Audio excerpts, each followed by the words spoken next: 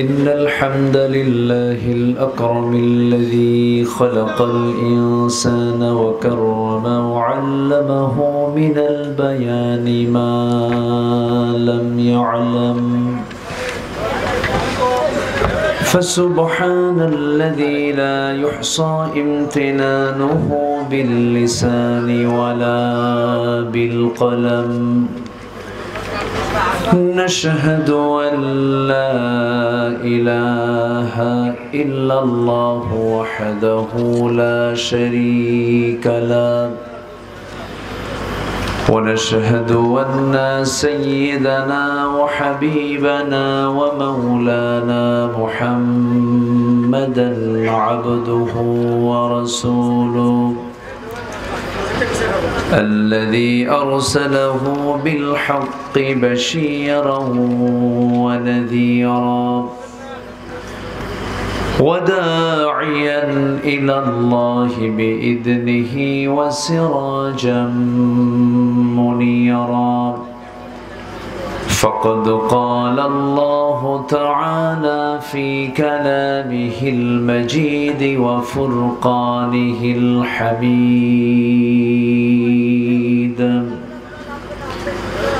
أعوذ بالله من الشيطان الرجيم بسم الله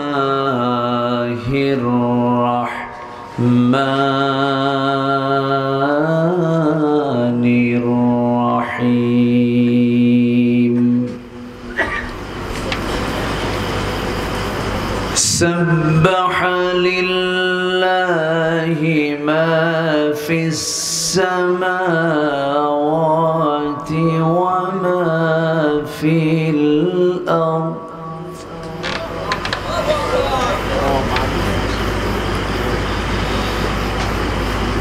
وهو العزيز الحكيم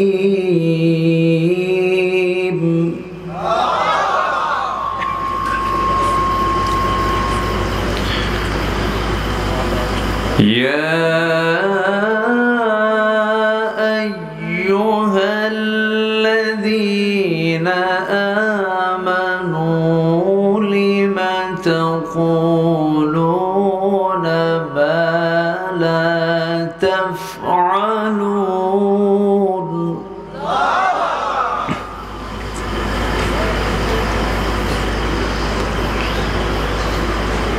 كبر مقتا عند الله أن تقولوا ما لا تفعلون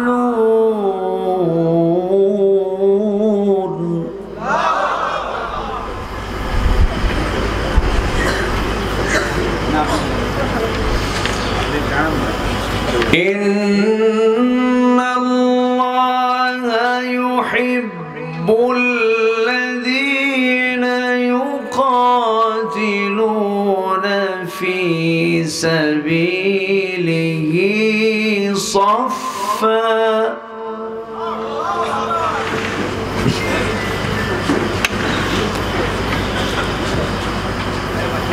في سبيله صفا كأنهم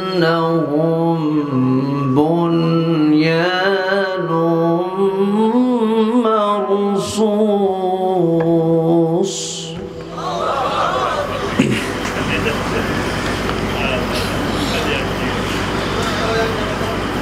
الله أكبر بسم الله الرحمن الرحيم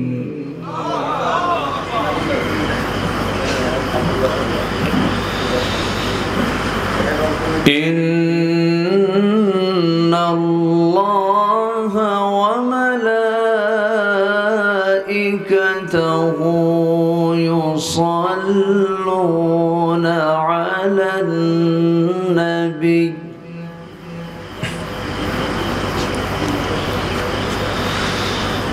يا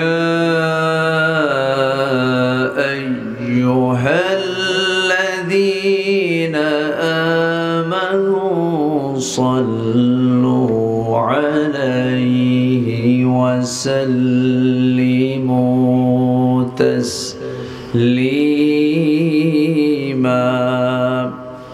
اللهم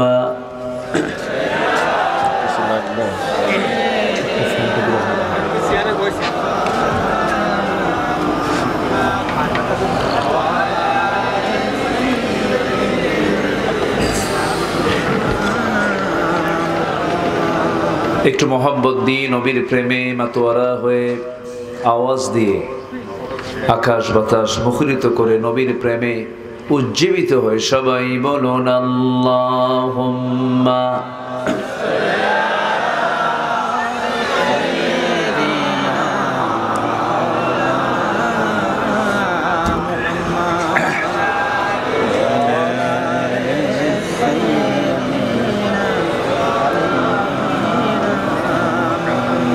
সবাই বলুন বালাগাল উলা বিকামালিহি কাশাফাত তুজা বিজামালিহি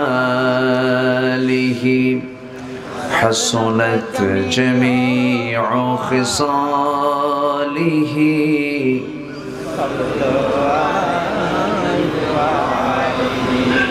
সিরাজুল মিল্লাত تمهي فخر دو عالم دلبار مولاه شريف الأنبياء نسخاب كل أديان دغره بلغ العلا بكماله كشف التجى بجماله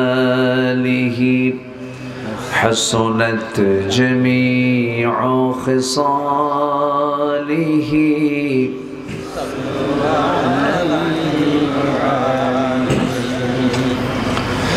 আমি কোরআনের সুর মাঝে শুনেছি যে নাম আজানের সুর মাঝেও শুনেছি সে নাম ও নাম শুনেছি আমি আমার হৃদয় হে রাসূল নবীজি তোমায় হে রাসূল নবীজি তোমায় সবাই বলি সাল্লাল্লাহু আলাইহি ওয়াসাল্লাম।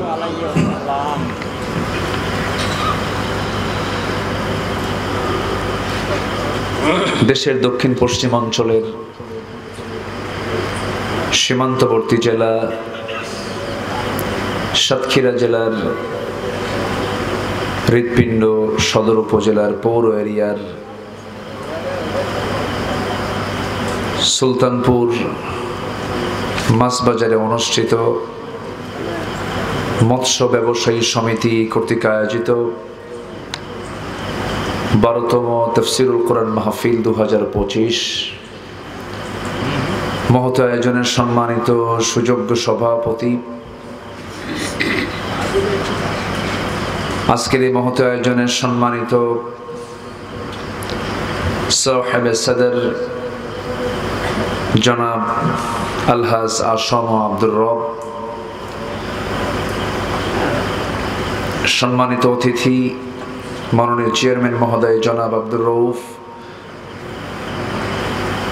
আজকের মাহফিলের বরেণ্য প্রধান অতিথি দক্ষিণ এশিয়ার বৃহত্তম ইসলামী সংগঠন বাংলাদেশ জামাত ইসলামীর কেন্দ্রীয় মজলিসে শুরার অন্যতম সদস্য মুহাদ্দিস আব্দুল খালেক সাহেব, আমার পূর্বে কথা বলেছেন বর্ষিয়ান রাজনীতিবিদ, সাতক্ষীরা পৌরসভার এক্স মেয়র জনাব আলহাজ তাসকিন আহমেদ চিশতি, বরেণ্য অতিথি সাতক্ষীরা মৎস্য ব্যবসায়ী সমিতির অনারেবল চিফ অ্যাডভাইজার জনাব আলহাজ নূর আলী মোড়ল সহ উপস্থিত সম্মানিত মেহমানবৃন্দ, বিশেষ করে আমার পূর্বে কথা বলেছেন নন্দিত আলেমে দ্বীন, তারুণ্যের অহংকার,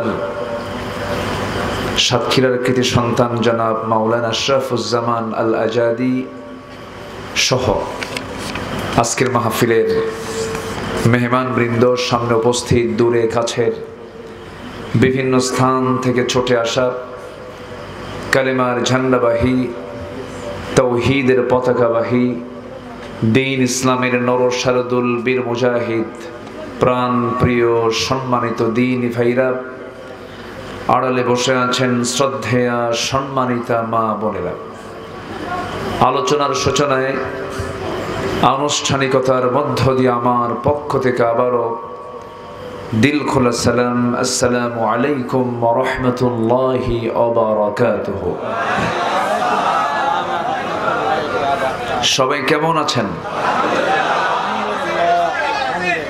আমাকেও প্রশ্ন করলেন যে আল্লাহ তাআলা আমাকে তো আপনার সাথেই বসে রেখেছেন, আপনার মতোই আমি ভালো আছি, আলহামদুলিল্লাহ। সম্মানিত হাজিরিন, মহান রব্বে করিমের দরবারে অসংখ্য সুজুদ শুকরিয়া যে সাতক্ষীরার মতো এমন একটি জেলার মূল হৃৎপিণ্ডে এমন সুন্দর একটা আয়োজনে আমরা কোরআনের মাহফিলে বসতে পেরেছি। শুকরিয়া আদায় করছি, বলছি আলহামদুলিল্লাহ, আবারও বলছি আলহামদুলিল্লাহ। ফ্যানটা বন্ধ করলে ভালো হয়, দুটো ফ্যান বন্ধ করলে আওয়াজ হচ্ছে জি, অফ করে দাও। হ্যাঁ, দুটো অফ করে দেন, বাস অফ করে দেন, অফ করে দাও, না বড় ঠান্ডা জি। সবাই কেমন আছেন বলেন তো? তাহলে আওয়াজ দিতে হবে আলহামদুলিল্লাহ। রোজা তো অনেক আগেই চলে গেছে, এখন তো আমাদের রোজার মধ্য দিয়ে যদিও না খেয়ে থাকতে হয়েছিল, কিন্তু রোজার মাসে আমাদের ঈমান অন্য সময়ের চাইতে দুর্বল ছিল না, সবল ছিল। মন চাইলেও অনেক কিছু করতে পারিনি, রোজা আছি তাছাড়া খাইয়া ফেলাতাম, তাই না? তো যাই হোক, আল্লাহ পাক কেমন একটি বরকতি মাস আমাদেরকে উপহার দিয়েছিলেন। এই বরকতি মাস যে আমরা পেয়েছিলাম কোরআনের কারণে, বলি আলহামদুলিল্লাহ। আজকের মাহফিলটা হচ্ছে কিসের কারণে? রমজান পেয়েছিলাম কিসের কারণে? মক্কায় যাই কাবা থাকার কারণে, মদিনা যাই রাসূলের কবর থাকার কারণে, ওযু করি নামাজের কারণে, মাহফিল আসছে কোরআনের কারণে, রমজান এসেছিল কোরআনের কারণে। আর কোরআন মানলে আল্লাহ পাক আমাকে আপনাকে জান্নাত দিয়ে দিবেন। জোরে বলি সুবহানাল্লাহ। সেই কোরআনকে মানতে হবে আমাদের জীবনের এক জায়গায় নাই, সকল জায়গায়, এক জায়গায় না সকল জায়গায়। এখানেই কিছু বুঝতে নিয়ে কিছু কম বেশি হয়ে যায়। কিছু শ্রেণী আছে তারা মনে করে কোরআনকে শুধু ধর্মের কিছু কিছু জায়গায় মানব, কিন্তু কোরআন সব জায়গায় মানার কোনো প্রয়োজন নাই। এই চেতনার কিছু মুসলিম পরিচয় দানকারী এমন কিছু মুসলমানও আছে না নাই বলেন তো? আচ্ছা, কোরআনকে মানতে হবে আংশিক না পুরোপুরি, এক জায়গায় না সব জায়গায়, ব্যক্তি জীবন থেকে শুরু করে নিয়ে আন্তর্জাতিক পরিমণ্ডল পর্যন্ত প্রত্যেকটা জায়গায় কোরআনের পরামর্শ আছে না নাই? কোরআনের সকল জায়গায় ফয়সালা সমাধান আছে না নাই? যে কোরআনকে সমাধানের কিতাব না মনে করে, যে কোরআনকে স্থায়ী সমাধান হিসেবে না মনে করে, তার ঈমান কি পরিপূর্ণ হতে পারে? তার ঈমান কি সঠিক হতে পারে? হতে পারে না। সম্মানিত ভাইয়েরা, সেই পরিপূর্ণ মোকাম্মেলে নিজামে হায়া, যার মধ্যে আল্লাহ কোনো কিছু বাদ রাখেননি। যে কিতাবে কোনো কিছু বাদ নাই সেই কিতাবের নাম কি? আর আমার দেশে সবই আছে, শুধু বাদ আছে কি বলেন? যে কোরআনে কোনো কিছুই বাদ পড়েনি, যে কিতাবে কোনো কিছুই বাদ পড়েনি, তার নাম কোরআন। আর আমার দেশে সবই ঠিক আছে, বাদ পড়েছে কোরআন। আমি কি ভুল বললাম? সব কিছু বাদ পড়ে কোরআন যদি থেকে যেত, আমাদের কোনো কিছুই বাদ পড়তো না, সব ঠিক থেকে যেত, পরিপূর্ণ থেকে যেত। কিন্তু দুঃখজনক হলো সত্য, 54 বছর ধরে এক একজন এক একটা মতবাদ নিয়ে জাতির সামনে খাড়া হয়েছে। ফলাফল পেয়েছি হলো গোটা দেশের সমস্ত সম্পদের বিশাল একটা অংশ দেশ থেকে পাচার করা হয়েছে। এটাই পেয়েছি ফলাফল। ফলাফল পেয়েছি একটা মানুষকে মেরে 49 টুকরা করা হয়েছে। ফলাফল পেয়েছি কবর থেকে মৃত লাশ তুলে ধর্ষণ করা হয়েছে। ফলাফল পেয়েছি মা যিনি জান্নাতের মাধ্যম সন্তান, তাকে জব করে দুনিয়া থেকে বিদায় করে দিয়েছে। এগুলোই পেয়েছি, আরো অনেক কিছু। এগুলো একটা আমাদের অপ্রত্যাশিত, অনাকাঙ্ক্ষিত এই সমস্ত ঘটনাগুলোর চিত্র আমার চোখের সামনে চিত্রায়িত হতো না যদি যার মধ্যে কোনো কিছু বাদ নাই সেই কোরআন যদি আজকে আমার দেশে চালু হয়ে যেত। এই খুলনা বেল্টের সাবেক একজন এমপি, সবাই বললেই বুঝবেন, কলকাতায় চলে গিয়েছেন, সেখানেও তাকে হত্যা করে টুকরো টুকরো করে হাড়গুলোকে পৃথক করে গোশতগুলোকে বাথরুমের কমোডে ফ্লাশ করা হয়েছে। মানুষ আজকে হিংস্র হায়নার চেয়েও আরো হিংস্রের রূপ নিয়েছে। কেন? এটার মূল কারণ হলো শুধুমাত্র কোরআনকে আমরা বাদ দিয়ে ফেলেছি। কোরআনকে আমরা যদি ধরে ফেলি, আমাদের সম্মান মর্যাদা দুনিয়াতেও বেড়ে যাবে, আখিরাতেও বেড়ে যাবে। সেই মোকাম্মেলে নিজামে হায়া কোরআন থেকে আমি আলোচনার সূচনায় সূরাতুস সফ থেকে 1 থেকে 4 এই 4টি আয়াত আমি তেলাওয়াত করেছি। এই 4টি আয়াত থেকে আমি কিছু কথা বলতে চাচ্ছি। আমাকে সময় দেবেন তো? কারো কোনো সমস্যা নাই? আজকে একটু বসতে সমস্যা হচ্ছে, আমি তো শেষে দেখতে পাচ্ছি না কোথায় যেন মানুষ আছে বসে। পাশে একটা ফাঁকা জায়গা আছে, তাও পুকুর। পুকুর না খাল? এটা পুরান খাল না? এটা প্রাণ সায়ের, অনেক লম্বা না? জি, খাল। জি, আমার দেশ তো খাল দিয়েই ভরা, এত সুন্দর সাজানো গোছানো আঁকানো। যখন আপনি পাখির চোখে যখন বাংলাদেশকে দেখতে যাবেন, মানুষ তো পাখির মতোই ওড়ে, বিমান থেকে কপ্টার থেকে যখন পাখির চোখে যখন আপনি বাংলাদেশটাকে দেখবেন, এমন সুন্দর বাংলাদেশ পৃথিবীতে কোথাও খুঁজে পাবেন না। বলি আলহামদুলিল্লাহ, এত সুন্দর আমার দেশ। কিন্তু মানুষের, এই দেশের মানুষও ভালো ছিল, কিন্তু এই দেশের মানুষের ভাগ্যের পরিবর্তন করার জন্য যে নেতৃত্ব গড়ে উঠেছিল, সবগুলো ছিল হলো চৌর্যবৃত্তি, ডাকাত আর পশ্চিমা সংস্কৃতির ধ্বজাধরী ওই সমস্ত নরাধমেরা। ঠিক কিনা? আর বিগত 16 বছর ছিল হলো দিল্লির নত জানো এক শ্রেণীর,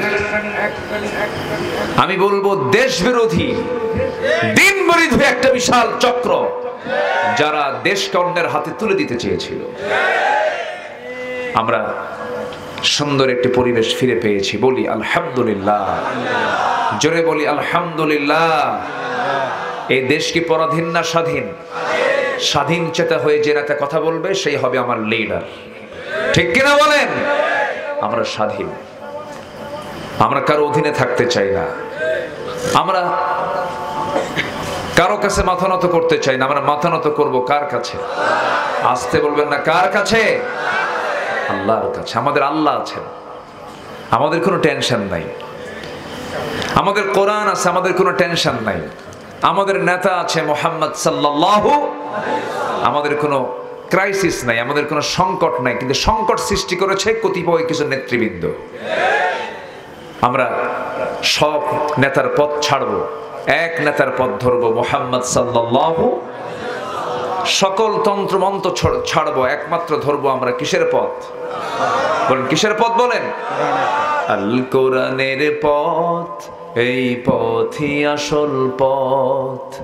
আল হাদিসের পথ, এই পথই আসল পথ। অন্য পথে অন্য মতে নেই যে রহমত। আল কোরআনের পথ, এই পথই আসল পথ। আল্লাহ আমার রব, এই রবি আমার সব। দমে দমে তনু মনে তারি অনুভব। আল্লাহ আমার রব, এই রবি আমার সব। আল্লাহ কবুল করুন। জোরে বলি আল্লাহুম্মা আমিন। সম্মানিত ভাইয়েরা, আমরা তো সেই কোরআন পেয়েছি যে কোরআন সবকিছুর ফয়সালা দিয়ে দেয়। জোরে বলি আলহামদুলিল্লাহ। কি নাই এর ভিতরে? কোনো কিছু বাদ দেননি। এই যে আপনারা আলোচনা শুনছেন, এই মাইক থেকে আপনি আওয়াজ পাচ্ছেন, সাপ্লাই দিচ্ছে মাইক। এই যে লোহাগুলো, এই যে লোহা, এই যে ক্যামেরা লোহা, আমি যে যানবাহনে এসেছি এটাও স্ট্রাকচার লোহা। এই লোহা নামে আল্লাহ রাব্বুল আলামিন কোরআনে কারীমের মধ্যে একটা সূরার নামকরণ করেছেন। তাহলে দেখেন, কোরআন যদি শুধু ধর্মীয় কিতাব হতো, লোহা নামে সূরার নামকরণ কিন্তু হতো না। তাহলে লোহা নামে আল্লাহ পাক সূরা নাজিল করলেন কেন? এই পৃথিবীতে সকল কাজে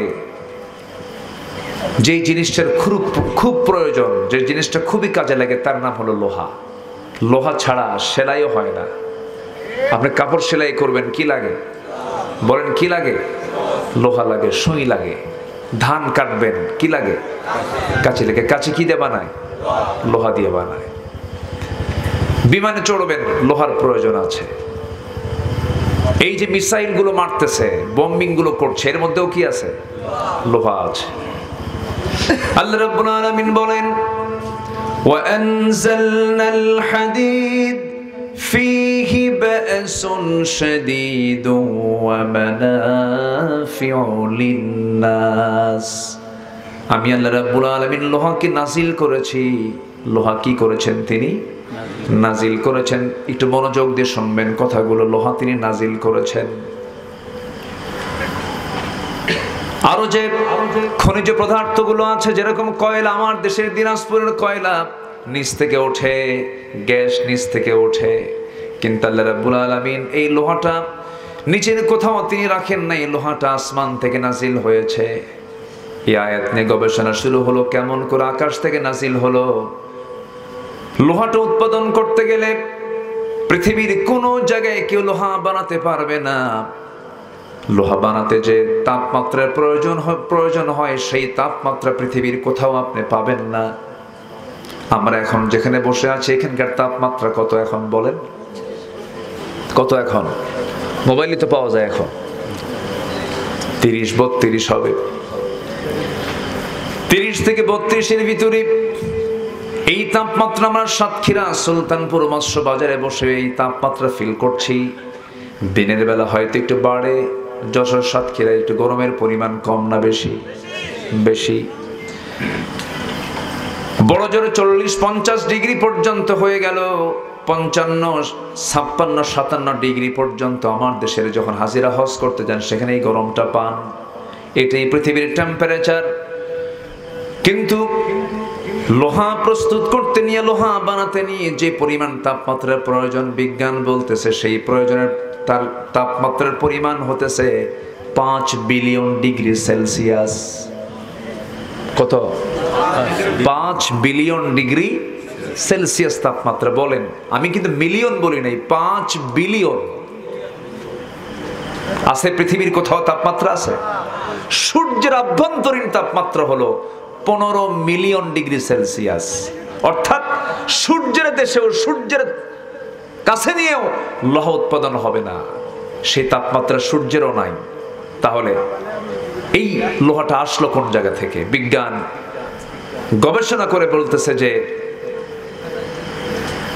এই বিশাল মহাশূন্যের মাঝে কোন সুপারনোভার মহাবিস্ফোরণের মধ্য দিয়ে এই লোহাটা আসমান থেকে পৃথিবীতে পড়েছে। আল্লাহ তাআলা ১৫০০ বছর আগে বলেছেন, ও আনজালনাল হাদিদ, আমি আল্লাহ লোহা আসমান থেকে নাজিল করেছি। জোরে বলুন সুবহানাল্লাহ। তাহলে বিজ্ঞান যে তথ্য দিল হালে এসে, কোরআন এ তথ্য দিয়েছে ১৫০০ বছর আগে। সুবহানাল্লাহ বলবেন না? সব আল্লাহ পাক এই কিতাবের মধ্যে বলে দিয়েছেন। কি সমাধান চান আপনি? সব সমাধান এর মধ্যে আছে না নাই? আচ্ছা, সব কিছু বলে দিয়েছেন। আমার ভাইরা, আল্লাহ রাব্বুল আলামিন আমাকে যে সৃষ্টি করেছেন, সুন্দর করে বানিয়ে দিয়েছেন, চোখ দিয়েছেন, কান দিয়েছেন, নাক দিয়েছেন, ঠোঁট দিয়েছেন, মুখ দিয়েছেন, এমন সুন্দর করে মাথা থেকে পা পর্যন্ত প্রত্যেকটা অঙ্গ প্রত্যঙ্গ সাজিয়ে গুছিয়ে যিনি বানিয়েছেন তিনি আমার কে? একটা নারীকে মাথা থেকে পা পর্যন্ত সুন্দর করে সাজিয়ে গুছিয়ে দিয়েছেন পুরুষের জন্য, তিনি আমার কে? আমার কি নারীর পাগল হব না আল্লাহর পাগল হব? কিন্তু এখন দুনিয়া কিসের পাগল? ঠিক আছে না? যে নারীকে আল্লাহ সুন্দর করে বানালেন কে? আগে পাগল হতে হবে কার জন্য? আর দুনিয়া এখন পাগল কার জন্য? কি ঠিক আছে না? সমস্যা আমাদের চিন্তা চেতনায় সমস্যা। সুন্দরী স্ত্রী পেয়েছেন, শুকরিয়া আদায় করতে হবে কার? আসতে বলবেন না কার? অনেকে যুবকরা মনে মনে আফসোস করতেছে, হুজুর আপনি তো বলেন সুন্দরী, বিয়েই তো করি নাই। দেখেন একজন কইছে, জি হুজুর। আল্লাহ তাকওয়া পরহেজগারিনী বউ যাদের বিয়ে হয় নাই, আল্লাহ পাক তাদেরকে জুটাইয়া দেন। এত আস্তে আমিন বলে, একটু জোরে বলেন না আমিন। আবার বুড়ো চাচাও কিছু কয় আমিন। বিয়ে কি আবার করবেন নাকি? জি সম্মানিত ভাইয়েরা, কোরআন যে আল্লাহর কিতাব, আল্লাহ পাক আমার চোখ দিয়েছেন, কান দিয়েছেন। কোনটাকে বানাইছেন? আগে চোখ বানাইছেন না আগে কান বানাইছেন? বলেন, চোখ না কান? কান বানিয়েছেন। জি আলহামদুলিল্লাহ, অনেক সুন্দর জবাব দিয়েছেন একজন। বিজ্ঞান বলছে আগে কান ম্যাচিউরড হয়, এরপরে আল্লাহ পাক চোখ ম্যাচিউরড করেছেন। মার পেটের ভিতরে আগে কানটা আগে ম্যাচিউরড করেছেন, এরপরে কি চোখ করেছেন। আল্লাহ রাব্বুল আলামিন বলেন, ولا تقف ما ليس لك به علم إن السمع والبصر والفؤاد كل أولئك كان عنه مسؤولا। নিঃসন্দেহে শ্রবণ শক্তি, অন্তর শক্তি সব একদিন জিজ্ঞাসিত হবে আল্লাহর কাছে। দেখেন আল্লাহ রাব্বুল আলামিন আগে শ্রবণ শক্তির কথা বললেন, কানের কথা বলে দিলেন। ইন্নাল ইনসানা মিন নুতফাতিন আমশাজ নাবতালিহি ফাজআলনাহু সামিআম বাসীরা। জোরে বলুন আল্লাহু আকবার। আমি বান্দাকে বানিয়েছি শ্রবণ এবং দৃষ্টি শক্তি সম্পন্ন করে। জোরে বলে সুবহানাল্লাহ। আগে শ্রবণ, এরপরে দৃষ্টি। আগে শ্রবণ, এরপরে কি দৃষ্টি। আগে কানের ডিপার্টমেন্ট, এরপর চোখের ডিপার্টমেন্ট। বানিয়েছেন কে? আল্লাহ। আল্লাহ কোরআনে যে তথ্যগুলো দিয়েছেন বিজ্ঞানের সঙ্গে মিলে কি মিলে না? যদি কোনো বিজ্ঞান বলে যে বিজ্ঞান এখানে মিলতেছে না, তাহলে বিজ্ঞানের ভুল না কোরআনের ভুল? বলেন বলেন কার ভুল? বিজ্ঞান ভুল করবে, কিন্তু কোরআন কখনো ভুল করবে না। সম্মানিত ভাইয়েরা, বহু কথা আছে, এক রাত পেয়েছি তো একটু একটু করে সব জায়গায় আমরা বলবো আস্তে আস্তে। আমাকে সময় দিচ্ছেন তো, কারো কোনো সমস্যা নাই? জোরে বলি ইনশাআল্লাহ। আমাদেরকে ভালো করে কথা বলতে দেয়নি বিগত সময়ে, আমাদেরকে আসতে দেয়নি অনেক জায়গায়, যার মধ্যে একটা সাতক্ষীরা। কথা বলতে দেয়নি আমাদেরকে, তারা বড় অপরাধী মনে করত, আমাদেরকে তারা প্রতিপক্ষ মনে করত, আমাদেরকে তারা শত্রু মনে করত, আমাদেরকে তারা সন্দেহ করত। কিন্তু বলুন তো, এই দেশের কোন জায়গায় আলেমদের কোনো দুর্নীতির চুল পরিমাণ কোনো নাম নিশানা কোনো গন্ধ আছে? আসতে বলবেন না আছে? দুদকে, দুর্নীতি দমন কমিশন, দুদকে কোন আলেমের নামে একটা রিপোর্ট আছে? কোন আলেমের একটা বাড়ি কি আমেরিকায় আছে? নাই। আমেরিকাতে নাই, ইউরোপে নাই। তাহলে আলেমরা কোন দুর্নীতির সঙ্গে জড়িত না। আলেমদের ইউরোপ আমেরিকায় বাড়িও নাই, কোনো আত্মীয় নাই, বিয়ে বাড়িও নাই, কুটুম বাড়িও নাই। আছে কি? নাই। তাহলে এত দোষ আলেমদেরকে কেন দেওয়া হলো? এটার মূল একটাই কারণ, সেটা হলো ক্ষমতাকে কুক্ষিগত রাখার জন্য। কিন্তু শেষ করে দিয়েছেন কে? আসতে বলবেন না কে? আল্লাহ আছেন না নাই? আমরা মাঝখান দিয়া চিন্তাই করছিলাম, আল্লাহ এটা না মরা পর্যন্ত উপায় নেই, এরকম চিন্তা করছিলাম না? কিন্তু আল্লাহ কোন দিক দিয়ে কি করে দিলেন? আল্লাহ পারেন, আল্লাহ শোনেন, আল্লাহ বোঝেন, আল্লাহ দেখেন। আল্লাহ রাব্বুল আলামিন শুধু বলছেন, বান্দা শোনো, ইন্নামা আমরুহু ইযা আরাদা শাইআন আন ইয়াকুলা লাহু কুন ফায়াকুন। জোরে বলুন আল্লাহু আকবার।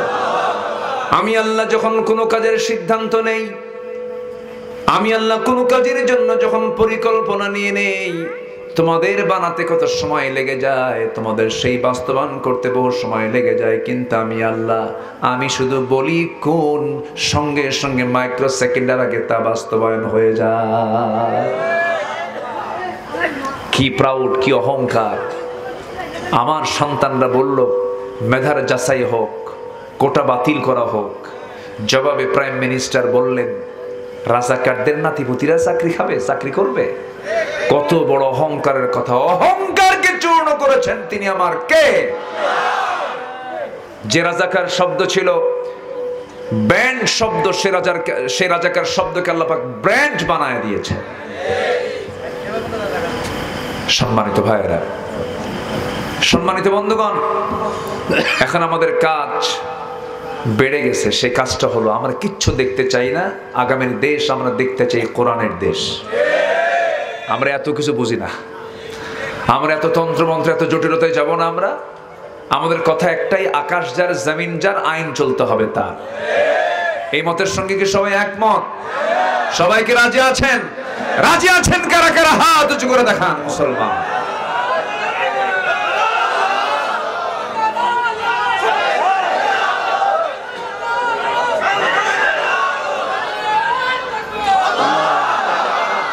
আল্লাহ কবুল করুন, জোরে বলি আমিন।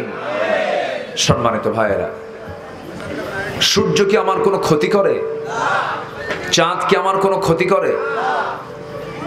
সূর্য আমার ক্ষতি করে না, চাঁদ আমার কোনো ক্ষতি করে না, আল্লাহর কোন সৃষ্টির দ্বারা আমার কোনো ক্ষতি হয় না। আল্লাহ তাআলার সৃষ্টি সব যেমন আমার কল্যাণে, আমার আল্লাহর পক্ষ থেকে নাজিল হওয়া কিতাব আমার আপনার অকল্যাণ না কল্যাণে? শুধু কল্যাণ না মহাকল্যাণ? অতএব এই কোরআনকে শুধু আমরা কাপড় দিয়ে মোড়ায় রাখতে চাই না। এই কোরআনকে আমরা শুধু ইমামের তেলাওয়াতের মধ্যে দেখতে চাই না, হাফেজের তেলাওয়াতের মধ্যে দেখতে চাই না। এই কোরআনকে শুধুমাত্র আমরা অনুষ্ঠানের শুরুতে তেলাওয়াত করার জন্য দেখতে চাই না। কোরআনকে শুধুমাত্র মৃত ব্যক্তির বাড়িতে কোরআন খতম করার জন্য দেখতে চাই না। কোরআনকে আমরা শুধু কাগজের পাতায় দেখতে চাই না। কোরআনকে আমরা দেখতে চাই রাষ্ট্রের প্রত্যেকটা গঠনে গঠনে আমরা কোরআনকে দেখতে চাই। যদি এই কথার মধ্য দিয়ে আমাদেরকে বলা হয় আমরা মৌলবাদী, হ্যাঁ আমরা মৌলবাদী। যদি আমাদেরকে বলা হয় কট্টরপন্থী, আমরা কট্টরপন্থী। কারণ আমরা মূলই থাকতে চাই। আমরা কিছু ইসলাম, কিছু ভেজাল আমরা দেখতে চাই না। সম্মানিত ভাইয়েরা, সম্মানিত বন্ধুগণ, আমি যেখান থেকে তেলাওয়াত করেছি সে আয়াতের দিকে আস্তে আস্তে চলে যাচ্ছি। আমার আল্লাহ তাআলা যদি কাউকে ভালোবাসেন, তার ঠিকানা কোথায় হবে বলেন তো? আমরা আজকে আল্লাহর পছন্দের কিছু বান্দাকে খুঁজে বের করতে চাই। আল্লাহ কাদেরকে কাদেরকে ভালোবাসেন, আমরা সেই কাতারে শামিল হতে চাই। সবাই রাজি আছেন না ইনশাআল্লাহ? আল্লাহ কবুল করুন। মাইকের নয়েজ সাউন্ড হ্যাঁ একটু একটু ঠিক রাখার চেষ্টা করেন। সম্মানিত ভাইয়েরা আমার দিকে তাকান। সূরাটার নাম হলো সূরাতুস সফ। সূরার নাম কি? সূরা সফ। সফ মানে হলো সারিবদ্ধ। সফ মানে কি? সারিবদ্ধ, লাইন। মক্কার ইমামরা আরবিতে যারা মক্কায় গেছেন, যখন নামাজ শুরু হয়ে যায়, আকামত শেষ, ইমাম বলে ফেলেন ইস্তাফু সুফুফাকুম, ইস্তাফু সুফুফাকুম ওয়াতাদিলু, তোমরা সবাই তোমাদের কাতারকে সোজা করে ফেলো। জামাতের অন্যতম শর্ত কাতার কি করা? সোজা করা। তো সফ মানে হলো সারিবদ্ধ। আল্লাহ রাব্বুল আলামিন 4 নম্বর আয়াতের একটা শব্দকে চয়ন করে এই সূরার নামকরণ করেছেন সূরাতুস সফ, এবং সূরাটা নাজিল হয়েছে হলো মদিনায়। এবং এই সূরার ভিতরে আল্লাহ রাব্বুল আলামিন দিন কায়েমের জন্য, দিন প্রতিষ্ঠার জন্য তার রাসূলকে যে মনোনীত করেছেন এটাকে সুস্পষ্ট করেছেন। এবং আল্লাহ ভালোবাসছেন কাদেরকে সবচেয়ে বেশি, কাদের অবদান ইসলামের জন্য সবচেয়ে বেশি, এই জাতীয় কথাগুলো দিয়ে আল্লাহ পাক এই সূরাকে ভরপুর করে দিয়েছেন। আসুন আমরা আল্লাহ ভালোবাসেন কোন কোন বান্দাকে, মোটামুটি 8 শ্রেণীকে আল্লাহ তাআলা কোরআনের ভাষায় ভালোবাসেন। আমরা খুঁজে বের করি কোরআনের বিভিন্ন পাতায় পাতা থেকে, আমরা সে 8 শ্রেণীর ব্যক্তি কারা কারা, এই 8 শ্রেণীকে আমরা খুঁজে খুঁজে বের করব আজকে এবং নিজেদের সঙ্গে মিলায় নেব। যদি মিলে যায় তাহলে আমরা কার ভালোবাসা পেয়ে গেলাম? আসতে বলবেন না, কার ভালোবাসা পেয়ে গেলাম? আল্লাহর ভালোবাসা পেয়ে গেলাম। আল্লাহ রাব্বুল আলামিন বলেন সাব্বাহা লিল্লাহি মা ফিস সামাওয়াতি ওয়া মা ফিল আরদি ওয়া হুয়াল আজিজুল হাকীম। ইয়া আইয়ুহাল্লাযীনা আমানু লিমা তাকুলুনা মা লা তাফআলুন কাবুরা মাকতান ইনদাল্লাহ আন তাকুলু মা লা তাফআলুন ইন্নাল্লাহা ইউহিব্বুল্লাযীনা يقاتلون في سبيله صفا كأنهم بنيان مرصوص জোরে বলুন আল্লাহু আকবার। আল্লাহ রাব্বুল আলামিন প্রথমে তার বড়ত্ব প্রকাশ করছেন। আসমানে যা আছে, মা ফিস সামাওয়াত ওয়া মা ফিল আরদ, এবং জমিনে যা আছে সব কিছু পবিত্রতা ঘোষণা করছে, সব মিলে একমাত্র কার? সবাই পবিত্রতা ঘোষণা করছে আল্লাহ পাকের, কিন্তু বান্দার মধ্যে কিছু সমস্যা আছে, কারণ অধিকাংশ বান্দাগুলো অকৃতজ্ঞ হয়। কালিলাম মা তাশকুরুন কালিলাম মা তাযাক্কারুন। অল্প সংখ্যক লোকেরাই আল্লাহর শুকর আদায় করে, অল্প সংখ্যক লোকেরাই আল্লাহর জিকির করে। একজন খুব দামি সাহাবী ছিলেন ওমর ফারুক রাদিয়াল্লাহু তাআলা আনহু। মাঝে মাঝে তিনি দোয়া করতেন, আল্লাহ তুমি আমাকে অল্প সংখ্যক লোকের কাতারে শামিল করে নাও। তার এই দোয়া শুনে আরেকজন ভাই তাকে প্রশ্ন করে ফেলছেন, ভাই ওমর, আপনি এমন করে দোয়া করছেন কেন? অল্প সংখ্যক লোক মানে আপনি কাদের কাতারে যেতে চান? সাইয়েদনা ওমর ফারুক কেঁদে কেঁদে বলছেন, ভাই রে, তুমি কি কোরআন শরীফের আয়াতগুলো পড়ো না? অল্প সংখ্যক লোক আল্লাহর জিকির করে, অল্প সংখ্যক লোক আল্লাহর শুকর আদায় করে। আমি তো সে অল্প সংখ্যক লোকের কাতারে থেকে জান্নাত যেতে চাই। আবার জান্নাতের সংখ্যা বেশি হবে না কম হবে? বলেন, জান্নাতের সংখ্যা কম হবে না বেশি হবে? না, জান্নাতি মানুষের সংখ্যা বেশি হবে, কম। জাহান্নামে বেশি। এই পরিসংখ্যান তো আমাদের জানা দরকার। এখনো তো আমরা দেখলে টের পাই, মসজিদে লোক বেশি না বাজারে লোক বেশি? আসতে কয়, মসজিদে লোক বেশি না বাজারে লোক বেশি? যাকাত দেওয়ার লোক বেশি না সুদ খাওয়ার লোক বেশি? তাহলে এখনো বুঝতে পারতেছেন না কারা জাহান্নামে বেশি যাবে না কম যাবে? তো অঙ্ক মিলায় নিতে হবে। আবার যদি আমরা সংখ্যার দিক থেকে মিলায় নেই, প্রেজেন্ট ওয়ার্ল্ডে 800 কোটি মানুষ, 800 কোটি মানুষের ভিতরে 200 কোটি মুসলমান, ধরেন 190 কোটি মুসলমান, বাকি 600 কোটির ভিতরে কোনো ইমান, আজ থেকে ইমান যার নাই সেই কোথায় যাবে? আরো জোরে বিচার করে না বিনা হিসাবে? কি বিচার করে হবে? বিনা হিসাবেই জাহান্নাম, অটোমেটিক জাহান্নাম। আল্লাহ রাব্বুল আলামিন অন্য জায়গায় বলছেন, ওয়ালাকাদ যারানা লিজাহান্নামা কাসীরাম মিনাল জিন্নি ওয়াল ইনসি লাহুম কুলুবুন লা ইয়াফকাহুনা বিহা ওয়া লাহুম আ'য়ুনুন লা ইউবসিরুনা বিহা ওয়া লাহুম আযানুন লা ইয়াসমাউনা বিহা উলাইকা কাল আনআমি বাল হুম আদাল উলাইকা হুমুল গাফিলুন। আমি অধিকাংশকে সৃষ্টি করেছি জাহান্নামের জন্য। হয়তো প্রশ্ন করবেন, হুজুর কি আয়াত বললেন? আল্লাহ তো আগে সিদ্ধান্ত নিয়ে ফেলেছেন জান্নাত আমরা পাবো কেমনে, আল্লাহ তো নিজেই জাহান্নাম দিয়ে দিবেন। আর কিছু কিছু বান্দা আছে খুব বুদ্ধিজীবী, আছে না এরকম?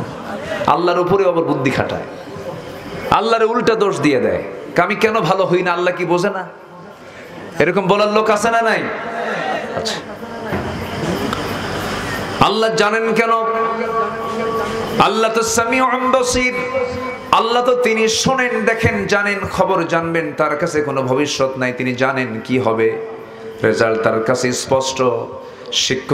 শিক্ষকের কাছে পাশ করা ছাত্র পড়ে, ফেল করা ছাত্র পড়ে, কিন্তু ক্লাসে তারা দুজনই বসে, একজন ফেল করে আরেকজন পাশ করে। যে ফেল করলো, কোনো শিক্ষক কি চায় কোনো ছাত্র ফেল করুক? চায় নাকি? কিন্তু ছাত্র ফেল করে শিক্ষকের দোষে না নিজের দোষে? বলেন বলেন বলেন বলেন। যদি আপনি শিক্ষককে বলেন, শিক্ষক আপনি বলুন তো কে ফেল করতে পারে কে পাশ করতে পারে? শিক্ষক কি বলতে পারে না? পারে। শিক্ষক জানে যেটা ফেল করবে এ 0 পাবে, ও হিরো হবে। কিন্তু শিক্ষক এটা জানেন, কিন্তু জেনেও তো লাভ নাই, কারণ ফেল করার পেছনে সম্পূর্ণ ব্যর্থতা হলো শিক্ষার্থীর না শিক্ষকের? শিক্ষার্থীর। বান্দা জাহান্নামে যাবে বান্দার দোষে না আল্লাহর দোষে? বান্দার দোষে। আল্লাহ তো সবকিছু স্পষ্ট করেই দিয়েছেন, যেটা জান্নাত এটা জাহান্নাম। পৃথিবীতে একটা হলেরই প্রশ্নপত্র ফাঁস করা হয়েছে। পৃথিবীর কোনো পরীক্ষার প্রশ্নপত্র ফাঁস হয় না, প্রশ্নপত্রকে আগেই জানিয়ে দেওয়া হয় না। হয়তো ফাঁস হয়ে যায়, হয়তোবা এই দুর্নীতি করে ফেলে, কিন্তু পৃথিবীর প্রশ্নপত্রের নিয়ম হচ্ছে পরীক্ষা দেওয়ার আগে কোনো প্রশ্ন কাউকে দেখানো হয় না। কিন্তু আল্লাহ তাআলা দুনিয়া নামক পরীক্ষার হলে আল্লাহ তাআলা প্রশ্ন দিয়েছেন, তার প্রশ্নের উত্তরপত্র ফাঁস করে দিয়েছেন, তার নাম হলো কোরআন। যেরকম সুবহানাল্লাহ, আর যেরকম সুবহানাল্লাহ। সব কিছু ফাঁস করে দেওয়ার পরও বান্দা কয় ভাল লাগে না, নামাজ পড়ে না। আমি কি শেষ করে দেব নাকি? যে 2-1 করে ওঠার চেষ্টা করে, কি ব্যাপার কি? এই পিছন থেকে ধমক মারতেছে একজন, এটা আবেগে বলছেন না। একটু বসেন, একটু কষ্ট করে বসেন। হ্যাঁ, একটু কষ্ট করে বসেন। আমি খুব বেশি লম্বা সময় জেনে নেব তাও না, নাতি দীর্ঘ কথা বলবো। ওমা তাওফীকি ইল্লা বিল্লাহ। আমরা বিরক্তির আগেই, আপনার কষ্ট হওয়ার আগে আমরা যেন শেষ করি, এই চিন্তা আমাদের মাথায় আছে। সবাই যেন নিরাপদে বাড়িতে ফিরে যেতে পারেন। তবে এখন তার গ্রেফতারের কোনো সম্ভাবনা নাই। আগে মাহফিল থেকে ফেরার পথে বক্তাও গ্রেফতার, শ্রোতাও গ্রেফতার। এই সাতক্ষীরাতে আমাকে পরপর 3 বার এসপি অফিস আমাকে ধরে আনা হয়েছে, 3 বার। দেবহাটায় একবার, এই সদরের কোথাও যেন একবার, ভারুখালীতে একবার। মাহফিল শেষ আমাকে টোটাল ডিবি টিম আমাকে ধরে গাড়িতে তুললো। আমি দোয়া ইউনূস পড়তেছিলাম, ইউনূস সরকার ক্ষমতায় আসলো। কি ঠিক আছে না? ঠিক আছে না? হ্যাঁ,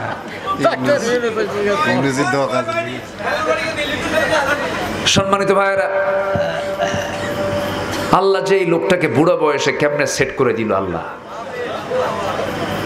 পেঁয়াজের দাম রমজান মাসে পেঁয়াজি বানায় কোন মাসে বেশি? এত পেঁয়াজের দামটা 30 টাকা 25 টাকা। আমি আমার বুদ্ধি বয়সে পেঁয়াজের দাম আমি রমজান মাসে এত কম পাইনি। অথচ ভারতের পেঁয়াজ কি আসছিল? বুঝতে হবে, অঙ্ক বুঝতে হবে। সম্মানিত বন্ধুগণ, সম্মানিত ভাইয়েরা, বিমান টিকিট, আমি যে টিকিট কেটেছি 1.5 লক্ষ টাকা, আমি বলছি আমি যে টিকিট কেটেছি 1.5 লক্ষ টাকা, সেই বিমানের টিকিট এখন 50,000 টাকা। দ্বিগুণ নাই, 3 ভাগের 2 ভাগ নাই, মাত্র 50,000 টাকায় বিমান টিকিট পাওয়া যায়। কেন? বলা হয়েছে বিমানের টিকিট বিক্রি হবে পাসপোর্ট দেখে দেখে। পাসপোর্ট একটা, টিকিট একটা, কোনো সিন্ডিকেট থাকবে না। আমরা যদি সততা নিয়ে নিষ্ঠার সাথে সকল সিন্ডিকেট ভেঙে চুরমার করে দিয়ে সততাকে সামনে নিয়ে একটা কল্যাণ রাষ্ট্রের যদি পরিকল্পনা হাতে নেই, আগামীর বাংলাদেশ হবে এশিয়ার শ্রেষ্ঠ একটি দেশ ইনশাআল্লাহ। আল্লাহ কবুল করুন, আল্লাহ কবুল করুন। সেই লক্ষ্যে আমরা এগিয়ে যাই, আমরা সৎ হব, আমরা ঠকাবো না কাউকে। জোরে বলি ইনশাআল্লাহ, আর জোরে বলি ইনশাআল্লাহ। তো আমি দোয়া ইনস পড়তেছিলাম, আমি একজনকে বললাম, ভাই আমারে ধরলেন কেন? কে জানি না। কি বুঝতেছেন কি আপনারা? পুলিশ কি কয় জানি না। আমি আর কিচ্ছু বললাম না। তাহলে উনি জানেন না, তাহলে আমি কি কব? আর সারা রাত আমাকে একটা চেয়ারে বসিয়ে রাখলো, সারা রাত অযথা কষ্ট দিল। আমাকে এসপি কার্যালয়ে নিয়ে, এসপি নামের কলঙ্ক, এগুলো চেয়ারে এদের বসতে দেওয়া তো জায়েজই ছিল না। এই বেটা যে কই, আমি খোঁজটা নেওয়ার সময় পাইনি, ওয়াজ মাহফিল করতে তো সময় চলে যায়। যাই হোক, আমাকে বসায় রেখে যে অযাচিত, অপ্রত্যাশিত, অকল্পনীয়, অনাকাঙ্ক্ষিত যে শব্দ চয়ন তার মুখ থেকে আমি দেখলাম, আমার মনে হয় তার জন্মই ভেজাল ছিল। জন্ম ঠিক থাকলে পরে একজন, আমার জানাই নাই আমার দোষটা কি, এমন লোককে সামনে রেখে, আমি তো সাতক্ষীরার মেহমান হয়ে আসছিলাম, ওয়াজ মাহফিলে আসছি, আমি তো সাতক্ষীরার লোকও না,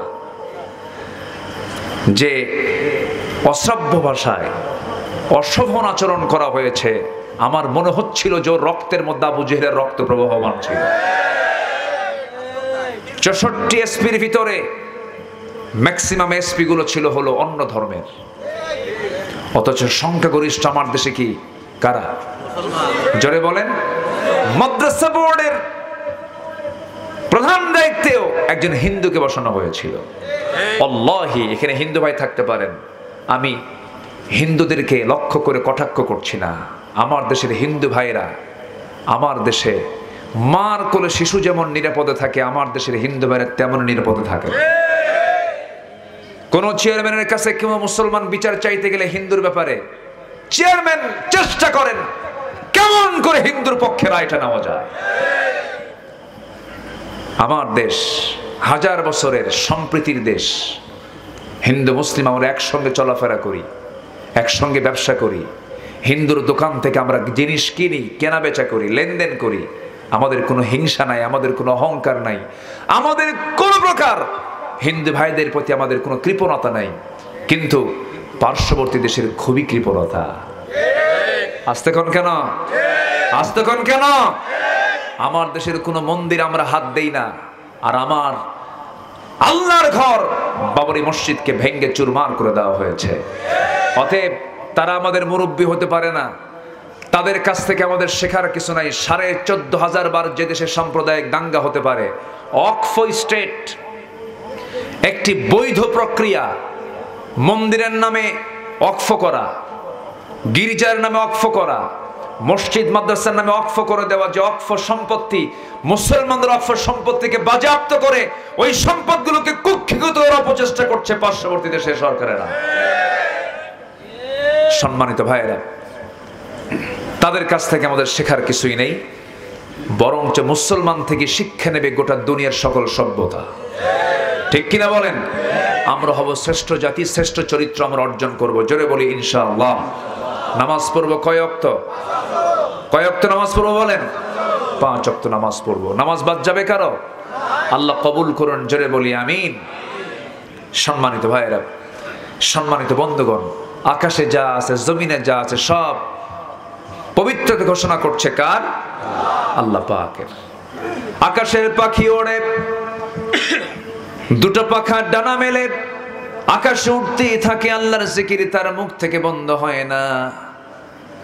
এরপরে ছোট্ট ছোট্ট পোকামাকড় যেগুলো আমরা চোখে ছোট্ট ছোট্ট দেখতে পাই, প্রত্যেকটা প্রাণীর মুখে একটাই জিকির, লা ইলাহা ইল্লাল্লাহ, লা ইলাহা ইল্লাল্লাহ, লা ইলাহা, লা ইলাহা ইল্লাল্লাহ মুহাম্মাদুর রাসূলুল্লাহ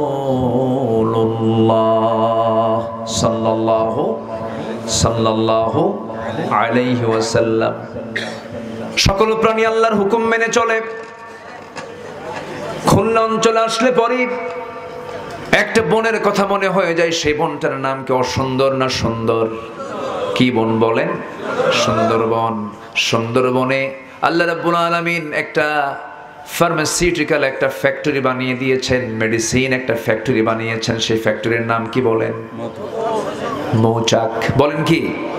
মৌচাক। পৃথিবীর কোন আর্কিটেকচার ইঞ্জিনিয়ার, পৃথিবীর যত বড় বড় ইঞ্জিনিয়ার, সব ইঞ্জিনিয়ারকে এক জায়গায় করে বলেন একটা মৌচাক বানাও।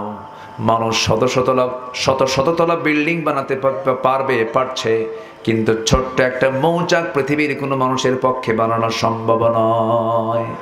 বানায়টাকে আল্লাহ। তো ঠিক আছে, বানায় কোন প্রাণী বলেন? কোন প্রাণী বলেন? মৌমাছি। কি সুন্দর করে বানায়, তাই না? তার বানানোর পদ্ধতিগুলো কত সুন্দর। যারা মৌচাক দেখেছেন, আজকে আমাকে একজন মধু দিয়েছেন, বলেন হুজুর আমি নিজে মধু চাকটা ভেঙেছে, আপনাকে দিলাম মধু, আমাকে এটা দিয়ে আমাকে যত পরিমাণ তিনি খুশি করেছেন, আমি অন্য কোনো জিনিস এত খুশি হতাম না, কারণ এটা সরাসরি আল্লাহর নিয়ামত।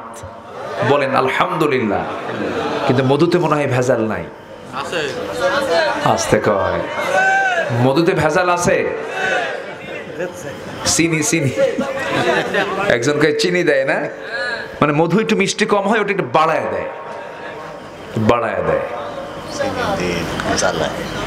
আমার বন্ধুগণ দেখেন, আল্লাহ তাআলা ফার্মাসিউটিক্যাল ফ্যাক্টরি বানালেন। এই পৃথিবীতে যত রোগ আছে, যত প্রকার A to Z যত রোগ আছে, সমস্ত রোগের ঔষধ আল্লাহ রাব্বুল আলামিন 4টা খাদ্যের মধ্যে রেখে দিয়েছেন। মাথায় রাখবেন, এগুলো হাদিসকে আমি যতটুকু পেরেছি গবেষণা করে আমি বের করার চেষ্টা করেছি। 4টা খাদ্যে। কয়টা খাদ্যে বলেন? 4টা খাদ্যে। নাম্বার 1 হলো জমজম পানি। কি বলেন? জমজম, মাউ জমজম। নাম্বার 2 হলো আজওয়া খেজুর। আচ্ছা, আজওয়া নামক একটা খেজুর আছে। নাম্বার 3 হলো কালো জিরা। আর সব রোগের ঔষধ হলো সুন্দরবনের। দেখছেন, আল্লাহ তাআলা সুন্দরবনও রাখছেন। সুবহানাল্লাহ বলবেন না? আজওয়া খেজুর দেশে নাই, জমজমও দেশে নাই, কালো জিরা মনে হয় সাতক্ষীরা বাজারে নাই। আছে না নাই? আমার বন্ধুগণ, আমরা অসুখ হলে আগে দৌড় মারি ভেলোরের দিকে চলে যাই। আমরা কি কিসের দিকে? সিঙ্গাপুরের দিকে চলে যাই, থাইল্যান্ডের দিকে চলে যাই, চেন্নাইয়ের দিকে চলে যাই। কিন্তু আমার আপনার ঘরের কোণে মৌচাকে থাকা মধুর ভিতরে যে বহুত ওষুধ আছে, আমরা এটাকে বিশ্বাস করতেই পারি না। নিয়মতান্ত্রিকতা মানি নাই, অনিয়মতান্ত্রিক জীবনযাপন করেছি। আমার বন্ধুগণ, আপনি কি জানেন যে ব্যক্তি প্রত্যেকটা দিন 5 ওয়াক্ত নামাজ ওযু বানাবে, তার জীবনে কোনোদিন স্কিন ক্যান্সার হবে না? যে ব্যক্তি ফজরের সময় উঠে, ঘুম থেকে উঠে শিশির ভেজা ওই পানিগুলো চোখে লাগাবে, শিশির ভেজা পানিটা চোখে পড়বে, ওযু বানায়া মসজিদের দিকে রওনা করবে, তার জীবনে কোনোদিন চোখের জ্যোতি নষ্ট হবে না। যে বান্দার মসজিদ থেকে বাড়ি দূরে, দূরের বাড়ি থেকে দূরের মসজিদে যখন রওনা দেবে, হেঁটে হেঁটে যাবে, মসজিদে আসবে, তার জীবনে কোনোদিন ডায়াবেটিস হবে না। কেউ তো সুবহানাল্লাহ আলহামদুলিল্লাহ কর না, হুজুর কিচ্ছু কব না, নামাজ পড়বো না, নাকি এরকম কিছু নাকি? আমার বন্ধুগণ, জীবনটাকে সাজায় নিতে হবে। জীবন সাজায় নিলে পরে কোনো অসুখ আসবে না। ওয়ালা তুলকু আইদিকুম ইলাত তাহলুকা, নিজকে ধ্বংসের দিকে ঠেলে দিও না। কার কথা? আসতে বলবেন না, কার কথা? এই লাঞ্চটা সুন্দর করে বানিয়ে দিয়েছেন, ফ্রেশ করে। লাঞ্চটা কত সুন্দর, একটু মাঝে মাঝে মেডিকেল ভিডিওগুলো দেখবেন। ভিতরে যে লাঞ্চটা আছে বুক ভরা, এই লাঞ্চটা সুন্দর করে, খুব সফট করে, এত সুন্দর করে বানিয়ে দিয়েছেন তিনি আমার কে? ওই লাঞ্চের মধ্যে বিড়ি ঢুকাইয়া কালো বানায় ফেললো সে কে? দেখেন আল্লাহ কইছে কে? মানুষ। তাহলে লাঞ্চ যে আপনার নষ্ট হয়ে গেল, এই নষ্টের পেছনে দোষটা কার? হ্যাঁ, আল্লাহর না বান্দার? বান্দার। আল্লাহ বলছেন নিজেকে ধ্বংসের দিকে ঠেলে দিও না। আমি তোমাকে রমজান মাস দিয়ে দিলাম, খাইছো 11 মাস। রমজান যখন পেয়ে গেছো, রমজানে রোজা রাখো, বিড়িটা খাওয়া ছাড়ো। কিন্তু চাচা করে কি? শেষ রাত্রে সেহরি ঠিকই খায়, সারাদিন রোজাও ঠিক থাকে। সন্ধ্যা যখন ইফতার করে, ইফতার করার সঙ্গে সঙ্গে তার মাথায় একটা চক্কর মারে। ত্রিমোহনীর চৌমোহনীর চৌমাথায় কিছু দোকান থাকে, 4 দোকান থাকে, বিড়ির দোকান থেকে চলে যায়। ভিতরে গিয়ে একটা কোনায় বসে হাজি সাহেব মানুষ, এদিক সেদিক তাকায়, বলে দোকানদার তাড়াতাড়ি একটা প্যাকেট দাও, বিড়ি দাও, খাই। আসে না ভাই, বলেন? সারাদিন রোজা ভালোই ছিল,